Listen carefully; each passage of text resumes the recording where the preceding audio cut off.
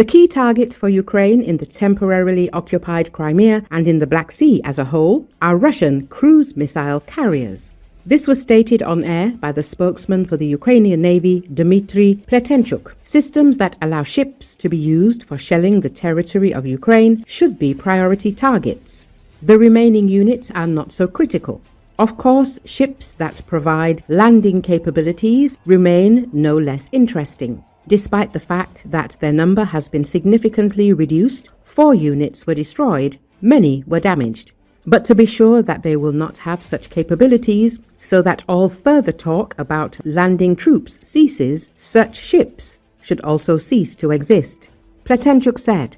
He added that in any case, there are still enough targets for Ukraine to hit in the Crimea and the Black Sea, Pletenchuk added. It is definitely too early to write off the Black Sea fleet, but we shouldn't exaggerate its importance either.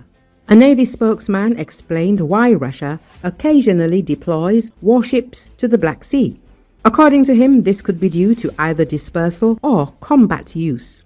If they go out to the Black Sea to perform some tasks to protect the base, this is usually a submarine. Therefore, the situation in the Black Sea remains at the same level. Yes, they went out several times, but basically, these were dispersal exercises, or dispersal itself. Pletenchuk added, media recently reported that a Ukrainian flag was planted on the Kinburn Spit, which has been partially occupied by the Russian Federation since 2022.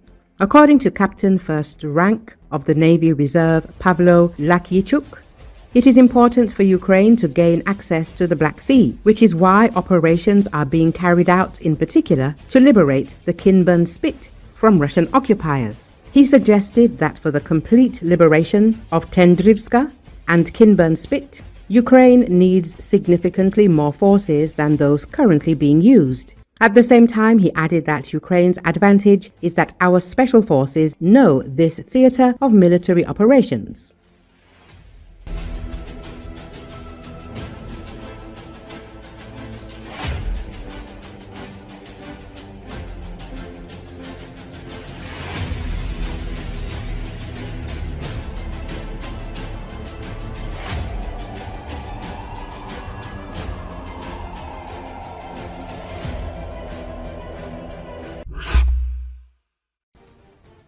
On air, one of the main propaganda shows on Russian TV, Evening with Vladimir Solovyov, unexpectedly revealed an unpleasant truth for Russians. The Ukrainian army maintains high morale, is well armed, and continues to resist. Propagandists have exposed the myth that they themselves recently spread about demoralization and the alleged mass flight of Ukrainian soldiers from their positions. Rumors about the reduction of combat capability of Ukrainian units and formations are completely untrue. They have nothing in common with the real situation. And the same Tuskschnik, who was just tied up, is going into battle for his fatherland with a bayonet at the ready. Solovyov said, propagandists have called stories about the Ukrainian armed forces being about the collapse of self-deception. There are a lot of people there. They are armed to the teeth.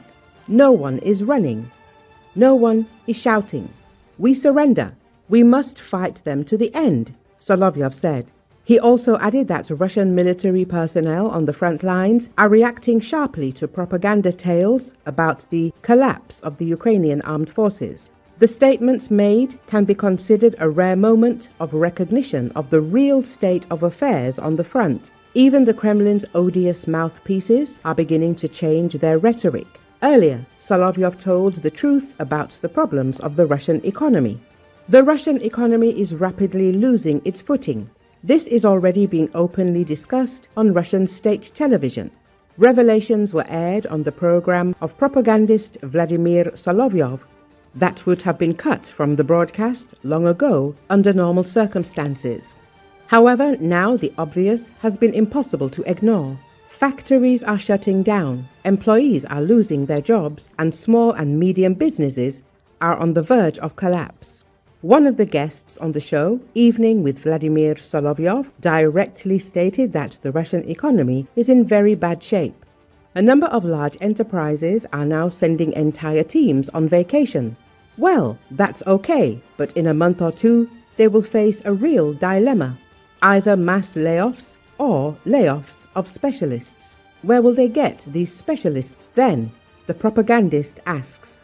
This is, in fact, a direct admission of a large-scale economic collapse, and it is especially telling that the conversation did not focus on individual cases, but on a systemic crisis.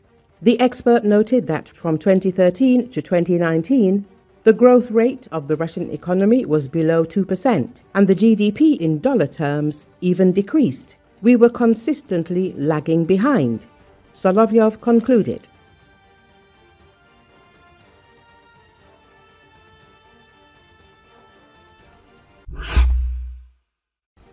The offensive and advance of the Russians in the Novopavlovsk direction are not extremely dangerous, since the enemy has concentrated its main emphasis on another section of the front. Military expert and retired colonel of the Ukrainian Armed Forces, Sergei Grabsky, spoke about this on air at Radio NV. He explained such rates by the fact that the Ukrainian side cannot ensure the same density of troops on the entire section of the front due to a lack of personnel. Why I am calm about this is because the enemy is creating a protective barrier there. The task is to get out and gain a foothold on the banks of the Solon River in order to create a buffer zone in this direction. It is hard to say whether they will go further. He noted that the Russians have now concentrated their main forces for an offensive between the Pokrovsky and Konstantinovsky directions. And there, according to Grabsky, the situation is extremely difficult. The enemy has learned the lessons of Bakhmut and Avdiivka, and that is why he is now trying to act in a combined manner. The enemy is tying down our troops on the front line. Our logistical communications, which provide the Pokrovsk-Mirnograd agglomeration, are under attack by enemy drones, which seriously complicates the issue of providing our troops, which are conducting defense there, the expert added. Grabsky noted that near Bakhmut, the Russians were involved in heavy street fighting, trying to break through the city, and therefore suffered significant losses. Whereas near Avdiivka, their tactics were completely different. There are concerns that the enemy wants to play the same game in the area of Pokrovsk and Mirnograd. After all, he understands that the Pokrovsk-Mirnograd agglomeration itself is larger than Bakhmut. Therefore, getting involved in street fighting is critically unprofitable for him. It will simply be a bloody meat grinder on both sides, which will lead to serious casualties. If we have no choice, we must hold on. For the Russians, this means a loss of the pace of the offensive. No matter how slow it is still noticeable.